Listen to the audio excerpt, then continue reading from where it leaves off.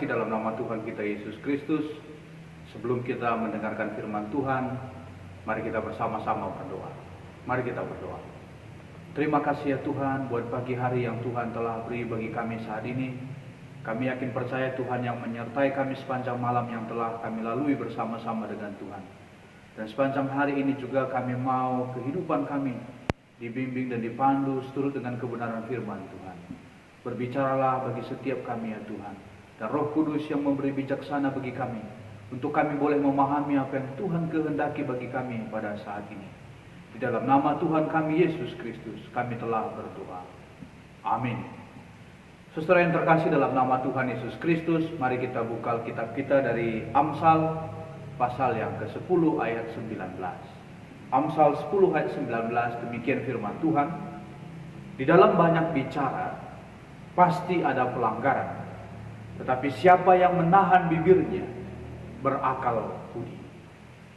Saudara yang terkasih dalam nama Tuhan Yesus Kristus, umumnya manusia akan lebih bersedia berbicara daripada mendengarkan orang lain. Di dalam Alkitab kita ada banyak perintah juga nasihat sehubungan dengan berbicara ini, yang diuraikan dengan kata-kata melatih bibir, menjaga mulut, menguasai lidah, dan sebagainya. Kalau kita perhatikan dalam Yakobus pasal yang pertama 26, firman Tuhan berkata, jikalau ada seorang menganggap dirinya beribadah, tetapi tidak mengekang lidahnya, ia menipu dirinya sendiri, maka sia-sialah ibadahnya. Dengan demikian saudara yang terkasih dalam nama Tuhan Yesus Kristus, seolah-olah ibadah yang kita lakukan akan kemungkinan bisa menjadi sia-sia jika kita tidak mampu menguasai lidah kita. Sebegitu pentingnya penguasaan lidah, penguasaan pembicaraan kita, sehingga disejajarkan dengan ibadah yang kita lakukan. Saudara yang terkasih, memang perkataan kita keluar dari mulut ataupun lidah kita, tetapi dari organ yang satu ini bisa keluar pujian kepada Tuhan. Dari berbicara kita bisa menjadi sebuah pujian kepada Tuhan, tetapi juga bisa menjadi sebuah kutukan kepada orang lain. Artinya dari mulut yang sama bisa keluar pujian kepada Tuhan, hormat kepada Tuhan, tetapi bisa juga dari mulut yang sama itu bisa keluar kutukan kepada orang-orang lain. Sebagaimana dikatakan juga dalam Yakobus pasal yang ketiga ayat yang 8 sampai 10, firman Tuhan berkata, tetapi tidak seorang pun yang berkuasa menjinakkan lidah. Ia adalah sesuatu yang buas, yang tak terkuasai, dan penuh racun yang mematikan. Dengan lidah kita memuji Tuhan Bapa kita, dan dengan lidah kita mengutuki manusia yang diciptakan menurut rupa Allah. Dari mulut yang satu keluar berkat dan kutuk. Hal ini saudara-saudaraku tidak boleh demikian terjadi. Kita berharap saudara yang terkasih, dari apa yang kita bicarakan itu bisa memuliakan nama Tuhan. Itu juga bisa membangun semangat orang lain, bukan justru merendahkan atau bahkan menghina atau bahkan mengeluarkan kata-kata yang jorok, yang kotor, yang tidak sesuai dengan kebenaran firman Tuhan. Pikiran dan hati kita ini saudara yang terkasih seperti bank, dan pikiran kita dan hati kita akan memproduksi kata-kata yang akan dikeluarkan dari mulut kita. Dalam hal ini maka penting bagi kita untuk memberi diri kita supaya dibaharui oleh Tuhan, baik pikiran dan hati kita, supaya produksi kata-kata ataupun apa yang dibicarakan lewat mulut kita adalah benar-benar merupakan perkataan atau pembicaraan yang telah lebih dahulu dibaharui oleh Tuhan, karena sumbernya dibaharui oleh Tuhan, yaitu pikiran dan hati kita. Sehingga apa yang keluar dari mulut kita semuanya seturut dengan kebenaran firman Tuhan. Karena pembicaraan kita penting untuk kita sadari, saudara yang terkasih dalam nama Tuhan, bahwa dari kacamata Tuhan, bahkan pembicaraan kita begitu penting sekali di mata Tuhan. Oleh sebab itu kelak, sebagaimana dikatakan dalam Matius pasal yang ke-12 ayat 34 sampai 36, di sana dikatakan bahwa perkataan yang keluar dari mulut kita akan kelak dipertanggungjawabkan di hari penghakiman. Jika selama ini kita sering mendengar bahwa perbuatan kita akan kelak dipertanggungjawabkan di hadapan Tuhan pada saat penghakiman, Tetapi saat ini sebegitu signifikannya dalam Matius pasal 12 ayat 34 sampai 36, kira-kira kalimat terakhir dikatakan, tetapi aku berkata kepadamu, setiap kata sia-sia yang diucapkan orang harus dipertanggungjawabkannya pada hari penghakiman. Begitu pentingnya pembicaraan. Setiap kata-kata yang diproduksi oleh pikiran kita, hati kita, yang keluarkan dari mulut kita, kelak akan kita pertanggungjawabkan kepada Tuhan. Maka dalam hal ini penting bagi kita untuk menjaga diri kita, sehubungan dengan perkataan yang keluar dari diri kita. Saya menyatakan kepada kita, sesuai yang terkasih dalam nama Tuhan, bahwa kita juga perlu mengikuti sebagaimana permohonan Yesaya, Nabi Yesaya kepada Tuhan dalam Yesaya pasal 50 ayat yang keempat. Firman Tuhan berkata, Tuhan Allah telah memberikan kepadaku lidah seorang murid, supaya dengan perkataan aku dapat memberi semangat baru kepada orang yang letih lesu, dan seterusnya.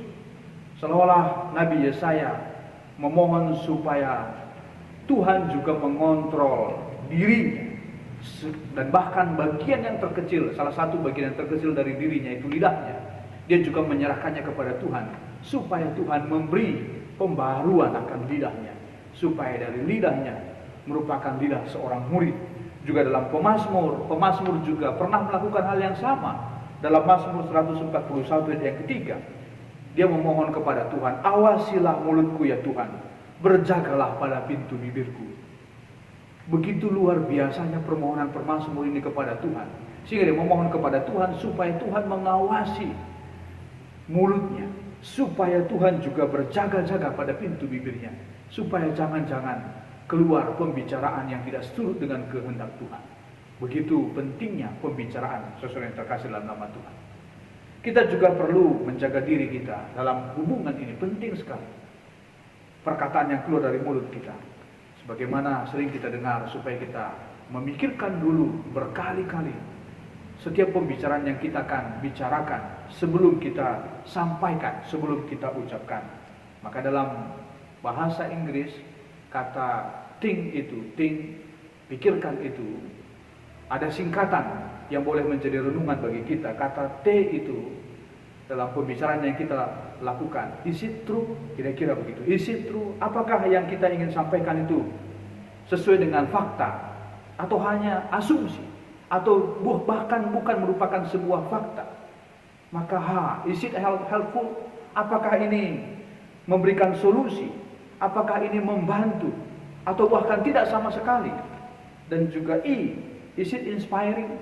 Apakah ini juga menginspirasi orang lain menjadi lebih baik? And is it necessary?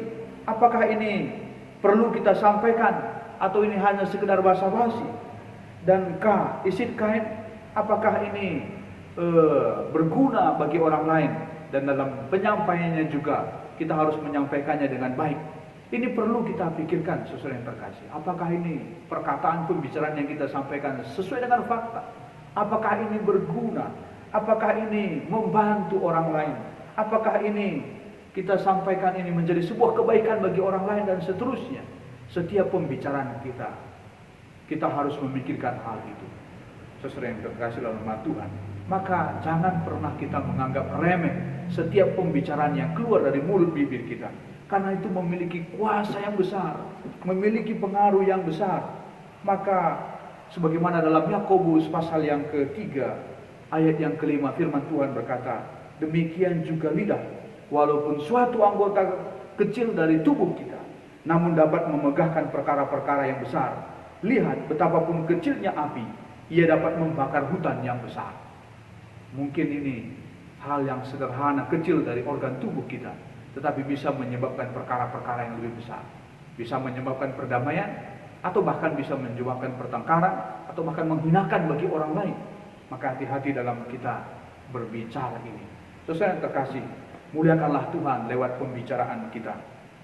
Pujilah Tuhan lewat pembicaraan kita. Ingat, apa yang kita bicarakan kelak akan kita dimintai pertanggungjawaban dari Tuhan pada saat penghakiman nanti. Tuhan memberkati kita sesuai yang terkasih. Mari kita bersama-sama berdoa buat Runggun Cibinong. Mari kita berdoa. Tuhan Yesus yang baik, kami bersyukur buat renungan kami pada saat ini. Biarlah renungan yang telah boleh kami dengarkan ini Tuhan berkati, sehingga boleh kami lakukan dalam kehidupan kami sehari-hari.